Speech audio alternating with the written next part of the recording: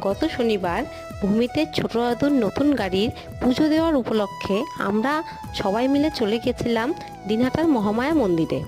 ওখানে ঠাকুরমশাই ছোট কাকুর নতুন গাড়িটিকে পুজো দিচ্ছিলেন।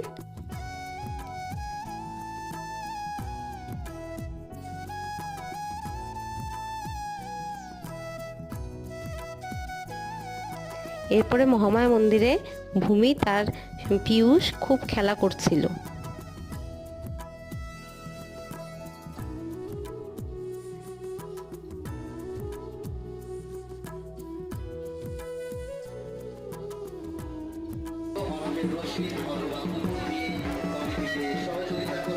এরপরে আমরা চলে গেছিলাম গোসানি বাড়ির মাসান বাবার মন্দিরে।